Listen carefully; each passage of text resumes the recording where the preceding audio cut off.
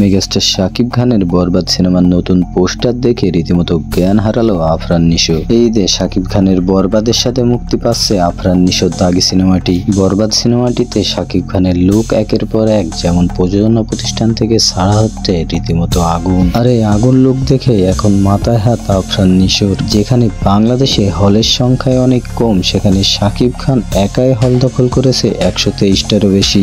বরবাদ নিয়ে প্রথম থেকে দর্শকদের চাহিদা ছিল তুঙ্গে, আর সেই চাহিদাকেই এবার আকাশচুম্বী করলো বরবাদের এই মারদাঙ্গা শাকিব খানের লুকটি। শাকিব খানের বরবাদটি বাজেট হচ্ছে 15 কোটি। দ্বিতীয় বড় বাজেটের সিনেমা হচ্ছে দাগি। এখন শাকিব খান যেহেতু সিনেমা হল সব দখল করে নিয়েছে আর এমন ধরনের কন্টেন্ট ছেড়ে যাচ্ছে, সেখানে মাথায় হাত তো পড়বে আফরান নিশোর। এখন দেখার বিষয় শাকিব খানের সামনে দাগি কতক্ষণ টিকতে পারে। তো আপনি এই ঈদে কোন সিনেমাটি দেখবেন, বরবাদ নাকি দাগি, সেটা অবশ্যই আমাদের কমেন্ট বক্সে জানিয়ে যাবেন। আর আপনি কার ভক্ত সেটাও জানাতে পারেন, শাকিব খান নাকি আফরান নিশোর।